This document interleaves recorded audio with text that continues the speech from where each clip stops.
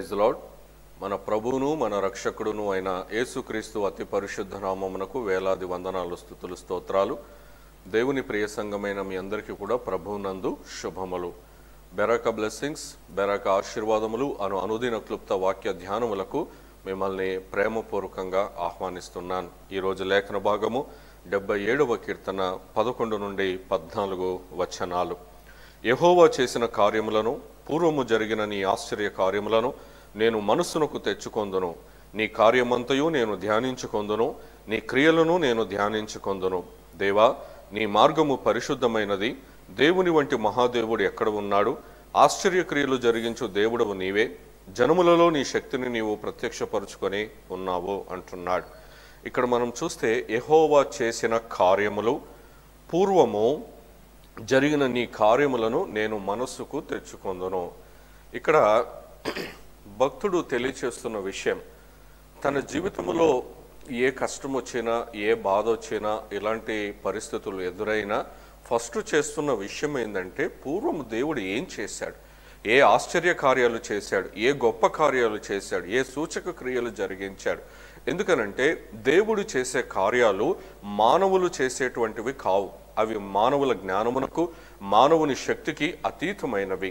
చూడండి, ఈ భూమి లేనప్పుడు శూన్యములో దాన్ని సృష్టించాడు. అలాగనే దీనిని వేలాడదీశాడు. ఇది ఎలా సాధ్యం?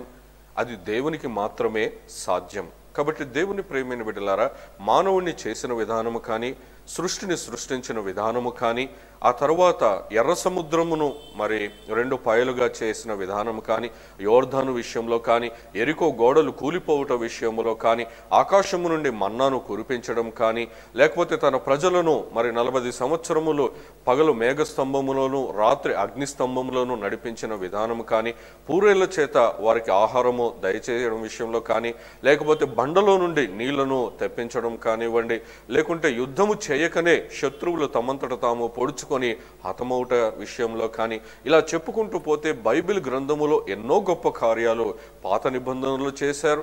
ఆ తర్వాత క్రొత్త నిబంధనలో కూడా యేసు ప్రభువారు మరి కానా విందులో నీటిని ద్రాక్షారసముగా మార్చే ఆ సందర్భము నుండి ఆ 3.5 సంవత్సరంలో పరిచర్యలో ఎన్నో అద్భుత కార్యాలు చేశారు. ఇప్పుడు దేవుడు మనకు తెలియచేస్తున్న విషయం ఏమిటి అంటే, పూర్వము దేవుడు చేసిన ఆశ్చర్య క్రియలను మనస్సునకు తెచ్చుకో అని అంటున్నాడు. ఎప్పుడైతే ఆ పరిస్థితుల్లో ఉన్నప్పుడు, ఆ కష్టతరమైన పరిస్థితుల్లో ఉంటున్నప్పుడు, మనము దేవుడు ఇంతకు ముందు జరిగించిన బైబిల్ గ్రంథములో జరిగించిన ఆశ్చర్య క్రియలు కానీ, లేకపోతే నీ వ్యక్తిగత జీవితంలో ఇంతకుముందు ఎన్నో ఆశ్చర్య కార్యాలు చేసి ఉంటాడు, వాటిని మరలా ఒకసారి మనస్సునకు తెచ్చుకున్నట్లయితే మనము అధికమైన విశ్వాసంలోనికి వెళ్ళి మన ముందుంటున్న ప్రతికూల పరిస్థితులన్నిటినీ దాటి విజయము పొందుకొని మనము దేవుణ్ణి మహిమపరుస్తాం. అందుకే పూర్వము దేవుడు జరిగించిన ఆశ్చర్య కార్యములను మనస్సునకు తెచ్చుకో అని అంటున్నాడు. ఇక్కడ దేవుని మార్గములు పరిశుద్ధమైనవి అని అంటున్నాడు. తరువాత నీ కార్యమంతయు నేను ధ్యానించుకొందును, నీ క్రియలను నేను ధ్యానించుకొందును, నీ మార్గము పరిశుద్ధమైనది అని అంటున్నాడు. దేవుడు ఏది చేసినా పరిశుద్ధముగానే చేశాడు. ఆయన కార్యాలన్నీ పరిశుద్ధ కార్యాలే. కాబట్టి అలాంటి కార్యాలను నేను ధ్యానం చేసుకొందును. దేవుని వంటి మహాదేవుడు ఎక్కడున్నాడు, ఇలాంటి గొప్ప కార్యాలు చేసే దేవుడు ఎక్కడ ఉన్నాడు అని చెప్పి మరి భక్తుడు తెలియచేస్తున్నాడు. తనను తాను బలపరుచుకుంటున్నాడు. 14వ వచనంలో అంటాడు, ఆశ్చర్య క్రియలు జరిగించు దేవుడవు నీవే, ఇంకెవ్వరూ లేరు. ఏ విగ్రహము కాదు, ఏ వస్తువు కాదు, ఏది కాదు, దేవుడు మాత్రమే ఆశ్చర్య కార్యములు జరిగించాడు, జరిగిస్తున్నాడు, జరిగించబోతున్నాడు. ఇది ఆయనకు మాత్రమే సాధ్యం. కాబట్టి ఈరోజు నీ జీవితంలో నీవు చేయవలసిన పని ఏమిటి?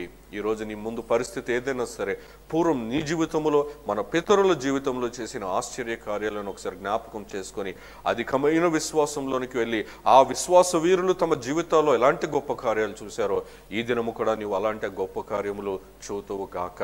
అట్టి కృప దేవుడు మనందరికీ దయచేయును గాక. ఆమేన్. Praise the lord.